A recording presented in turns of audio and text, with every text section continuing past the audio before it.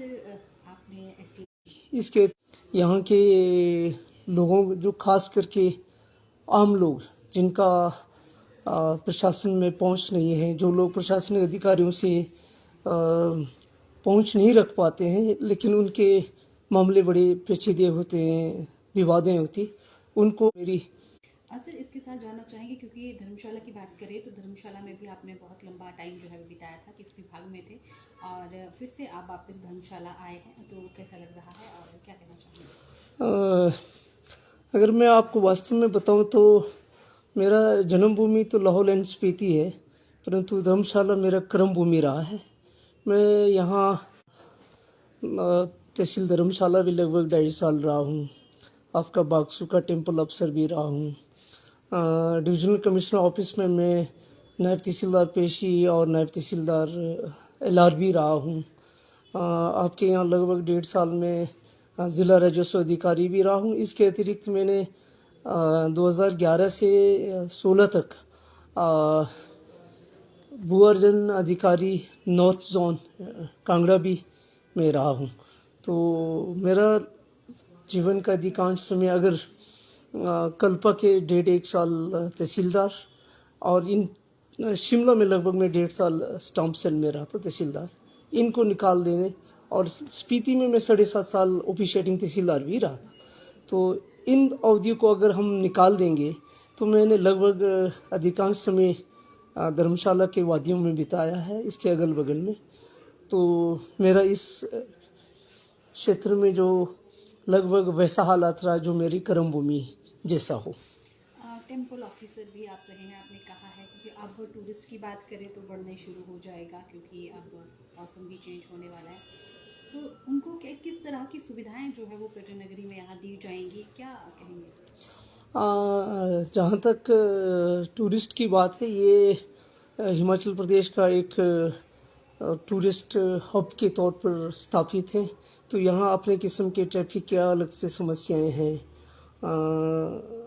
और कई समस्याएं हैं जो आने वाले समय में टूरिस्ट को होती है बरसात के सीज़न में। कई किस्म की बागसू में भी रहा हूँ। चामुंडा में अभी मैंने कार्य ग्रहण किए हुए 2-3-4 दिन ही हुआ है। मैं जा कर के वहाँ सरकारी कर्मचारियों से मिल कर के समझने की कोशिश करूँगा कि हम क्या कर सकते हैं। बागसू में तो जहाँ तक मेरी जानकारी है पहले की तुलना में काफ़ी डेवलप काफ़ी कार्य हुए हैं। तो उन कार्यों वो सभी कार्य जो है लगभग इस बात पर केंद्रित है कि जो पर्यटक यहाँ आते हैं उनको क्या सुविधा मिले, चाहे टॉयलेट का हो, चाहे टाइट रास्तों को खोलने का हो और जो अन्य व्यवस्था हो, तो टूरिस्ट को असुविधा ना हो उस पर हम विशेष ध्यान देंगे। पर मैं पहले समझने की कोशिश करूँगा क्योंकि पहले मेरे जो कार्य नेचर था वो थोड़ा सा अलग था। जिन जगहों पे मैंने काम किए वो थोड़ा अलग स्वभाव का था, तो ये थोड़े ही डिफरेंट स्वभाव का है। तो मैं कोशिश करूँगा कि इसमें मैं क्या कर सकता हूँ। सर इसी के साथ अगर हम धर्मशाला शहर की बात करें तो यहाँ पर आए दिन समस्याएं होती ही रहती हैं, चाहे फिर पार्किंग की हो, चाहे बेसहारा पशुओं की हो, चाहे अन्य हो, ट्रैफिक को लेकर के हो, तो कैसे देखते हैं, क्या किस तरह से इन सारी चीज़ों को सुलझाने का आपका प्रयास रहेगा? मैं जहाँ तक ट्रैफिक की बात है, ये तो पहले की तुलना में तो हमने काफ़ी पार्किंग्स विकसित कर लिए धर्मशाला शहर में, जो मैं भी देख रहा हूँ। तो मिलकर के पुलिस वालों से चौक आउट करके कोशिश हमारी ये रहेगी कि ट्रैफिक में लोगों को समस्याएं ना आए।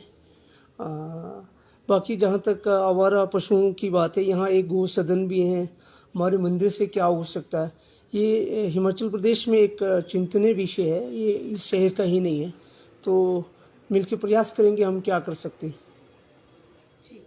ऐसे में बात करें चुनाव की, तो चुनाव भी आ रहे हैं, तो धर्मशाला शहर की जो जनता है किस तरीके की तैयारियां इस वक्त है? चुनाव जहाँ तक धर्मशाला की बात है, चुनाव धर्मशाला में काफ़ी एक हॉट इशू रहता है। लेकिन फिर भी यहाँ के जनता काफ़ी, जहाँ तक मेरा पिछला अनुभव है, यहाँ के जनता सजग भी हैं और लॉ अबाइडिंग सिटीजन्स भी हैं। उनका विरोध भाव ज़रूर रहता है, प्रदर्शन आदि करने का रहता है, लेकिन लॉ अबाइडिंग सिटीजन से पढ़े लिखे लोग हैं। तो चुनाव हम स्मूथली, मैं 2017 में विधानसभा 16 के विधानसभा चुनाव में भी मैं यहाँ तहसीलदार था, तो मुझे थोड़ा सा अनुभव है। वैसे इस सब डिवीज़न को लेकर के हमारे चुनाव की लगभग संपूर्ण तैयारियाँ लगभग अच्छा है। काफ़ी टाइम आपने धर्मशाला में बिताया है, अब एसडीएम के तौर पर आप यहाँ पर पहुँचे हैं, तो क्या लगता है कि कार्य करने में कोई दिक्कत होगी या चुनौतियाँ रहेंगी या स्मूथली जो है वो कार्य होगा? प्रदेश के दूसरे राजधानी मैं समझता हूँ कि ये सीट काफ़ी हॉट है और कांटों का ताज जैसा है, लेकिन जो मेरा तजुर्बा यहाँ रहा है उस हिसाब से मुझे उम्मीद है कि सभी स्टेक होल्डर से मुझे काफ़ी पहले भी सहयोग मिलता रहा है और अब भी मुझे पूरा सहयोग मिलेगा, और इसको मैं काफ़ी प्रयास करूंगा कि सबके प्रयास से स्मूथली और ख़ास करके जो आम जन के हित में हो, सरकार हिमाचल प्रदेश के कार्यों को, खास करके विकासात्मक कार्य जो हमारे प्रदेश के जो तपस्वी मुख्यमंत्री जी हैं, उनके आशा अनुरूप जो भी सरकार के कार्य एजेंडे हों उनको आगे कैसे बढ़ाएं।